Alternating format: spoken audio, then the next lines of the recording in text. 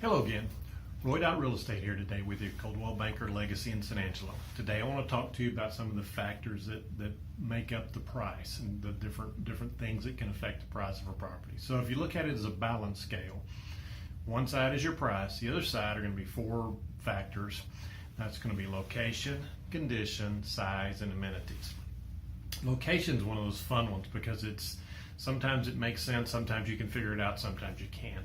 There's houses that can be, hugely different, hundreds of thousands of dollars different because they're across the street from each other, because of what a backyard backs up to, water, locations. I mean, a busy street versus a quiet street, some of those things. So location is a huge factor.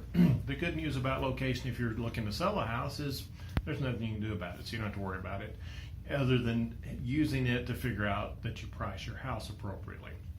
But once that's done, you can't fix your location. I mean, houses are very difficult to move. It can be done, but it's generally not the simplest solution to the problem. So, but if you're buying, it's very important to understand this, because you're looking at two houses in different neighborhoods, and why is this one worth more than this other one when they're virtually the same type of house, maybe same age and everything else. So location is a big factor. In fact, there's an old saying in real estate that there's only three things that are really important.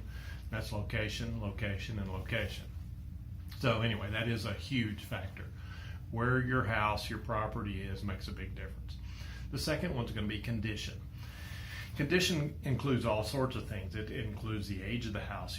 Everything else being equal, a newer house is going to be worth more than an older house, but everything else isn't ever equal. So those things have to be taken into account. If there's an older house that's been updated, maybe it's 40 years old, but it's been well updated, taken care of, versus a house that's only 10 years old, but it hasn't been taken care of. So there's a lot of things that go into this, and this is one of the things that you can control when you're selling your house. And so it's very important to get the condition, maybe not upgraded to get it to a higher level, but to get it in the very clean version of the condition it's in, okay? This is where we talk about the painting, the flooring, cleaning, all those sort of things that make the condition look as good as it can without spending big dollars to improve the condition. Sometimes that's just not cost effective, or something you just don't have the option to do. So condition is a big factor. Size, obviously, again, all other things being equal, a larger house is going to sell for more money than a smaller house, but that's one of the four factors. So again, you're balancing all these four factors in it as you go through the process. So a large house that has a strange layout and those kind of things, well, you may not get much credit for that size. Interesting thing, just in San Angelo area, I don't know how universal it is, but I would suspect it wouldn't be surprising if it's the same most places. Take a fourth bedroom. A fourth bedroom in San Angelo adds very little to the value of your house. Generally, when you look at a house plan, unless it's a very large house, that fourth bedroom comes at the expense of square footage in the common areas, the living room, dining room, all those kind of things. And even in the other bedroom. So you may have, if it's a four bedroom, the three non-masters will be a little bit smaller than they would have been if it was only a three bedroom. So if you're the person needing a four bedroom, well, then that's very important to you, but it really doesn't affect the price of the house very much. The general demand, the middle of the bell curve is three bedrooms, so that seems to fit the most people. Then the other things, amenities, and these are all the little things. It can be a swimming pool, the fence, just any little thing, beautiful blinds, maybe it's,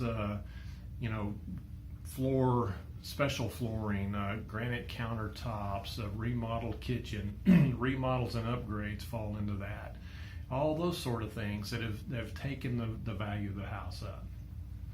And so you look at all these things, and that's what we try to do, helping you as a real estate agent when you're buying or selling, to try to, if you're selling, we want to price your property appropriately. So we want to take these four factors and try to come up with a price that's going to help your property sell as quickly as reasonably possible.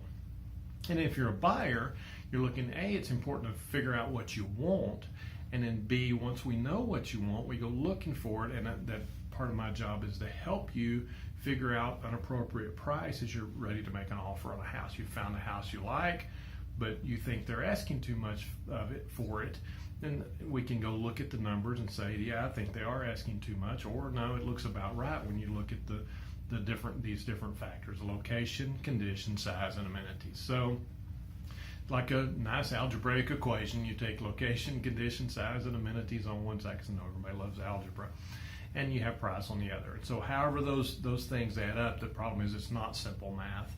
It does take some interpretation and evaluation, but that's why you have real estate agents. So anyway, hope that helped a little bit. Location, condition, size, and amenities makes up your price. If you got any questions, give me a call. Roy.RealEstate, 325-268-0775. Thank you.